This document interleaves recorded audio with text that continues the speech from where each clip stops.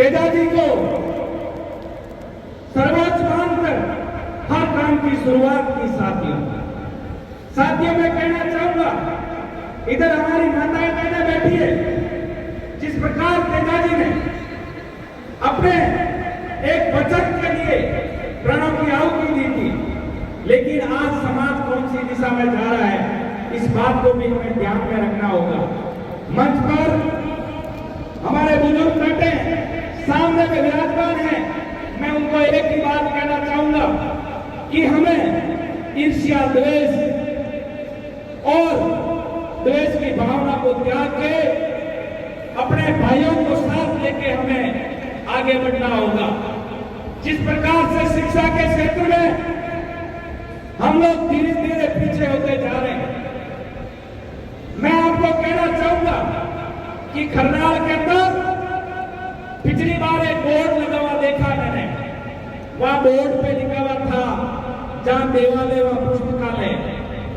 मुझे याद है वो बोर्ड, उस बोर्ड की भाषा। हमें हमारे बच्चों को पुस्तकालय तक पहुंचाने का काम करना होगा।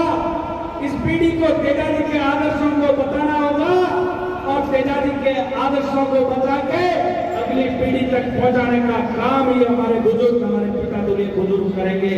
ये भी हमें सोचने का विषय है। जिस प्रकार से प्रदेश के अंदर बलात्कार की घटनाएं बढ़ती है, जिस प्रकार के महिलाओं के ऊपर अत्याचार की घटनाएं बढ़ रही है, चोरी, डकैती, लूट, मर्डर, प्रदेश कौन सी दिशा में जा रहा है?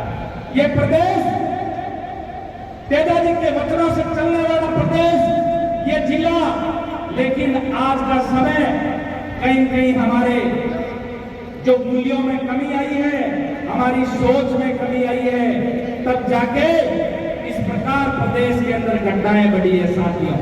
साथियों मैं कहना चाहूंगा, आप सब लोगों ने तेजाजी का इतिहास, तेजाजी की जीवनी बहुत अच्छे से पढ़ी है, लेकिन मैं प्रत्येक गांव ढाणी से उठने वाले उस नौजवान भाई से कहना चाहूंगा कि हमें तेजाजी का नाम लेते हैं तो हमें तेजा तेजा नहीं बोलना, इस बात को भी ध्यान रखना होगा। साथियों हमें वीर गौरव तेजाजी महाराज नाम लेना होगा गर्व से, तब हम उनके मूल्यों को, उनके आदर्शों को अगली पीढ़ी तक पहुंचाएंगे।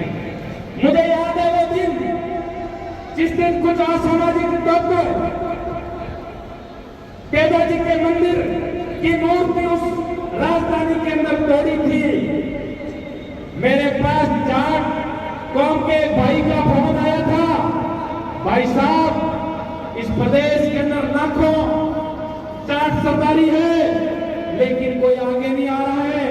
मंदिर की मूर्तियां तोड़ दी, खंडित कर दी, और किस प्रकार से जो खेल राजधानी के अंदर चल रहा है, हमारी कौन सूझ लेगा। मैंने उसी समय नेताजी से बात की, नेताजी ने बोला चाहे गोली खानी पड़े, चाहे लाठी खानी पड़े, आपको तेजाजी के मंदिर पे जाके और तेजाजी की मूर्तियों को खंडित करने वाले को जेल की सलाखों के अंदर डलवाना होगा। साथियों आपका भाई पुलिस की लाठियां खाई, गिरफ्तारियां दी, केस खाए, लेकिन उसको सलाखों के पीछे डलवाने का काम किया। साथियों मैं आपको याद दिलाऊंगा, जिस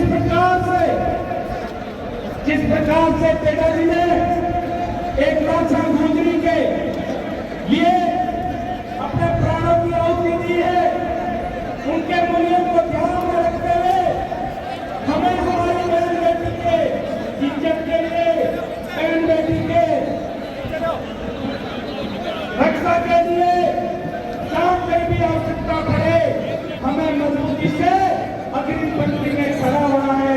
ये मैं जाट सरदारी से आह्वान करता हूं, मेरे भाइयों से आह्वान करता हूं साथियों, क्योंकि साथियों हमें इस कौम को बचा के रखना है, और इस कौम जब बचेगी जब हम परिवार के मूल्यों को, तेजाजी के आदर्शों, तेजाजी के वचनों के अनुसार चलेंगे, उनका अनुसरण करेंगे, उनके दिखाए हुए रास्ते पे चलेंगे। हमें हमारी बहन बेटियों की इज्जत का ध्यान शिक्षा में बढ़ावा देना होगा। जहां कहीं भी कौम की आवश्यकता पड़े हमें एकजुट होकर खड़ा रहना होगा, क्योंकि तेजाजी महाराज 36 कौम के देवता है। 36 कौम के लोग तेजाजी महाराज के यहाँ भोग देने आते हैं। इनके नाम से आप बताओ लाखों लोगों का भला होता है। साथियों मैं कहना चाहूंगा, मैं कमेटी से भी ये मांग करूंगा कि पुस्तकालय जरूर पढ़ाए और बेटियों के लिए हॉस्टल की व्यवस्था करें। बेटियों को पढ़ाएं, हमारे छोटे भाइयों को पढ़ाएं, शिक्षा में आगे बढ़ाएं। क्योंकि मेरा छोटा भाई अभी कह रहा था कि शिक्षा वो दूध है जो पिएगा वो दौड़ेगा। शिक्षा, क्योंकि बिना शिक्षा के कुछ नहीं है आज के जमाने में। जिस प्रकार से बेरोजगारी बढ़ रही है, जिस प्रकार से माफिया पनप रहा है, क्योंकि पेपर चोरी, बदरी माफिया, भू माफिया, कौन कौन से माफिया आ गए और इस किसान कौम के ऊपर हमेशा अत्याचार होता है। तो मैं इतना ही कह के वाणी को विराम दूंगा कि हमें तेजाजी के आदर्शों पे चलने की कोशिश करना और परिवार और समाज को बचा के रखना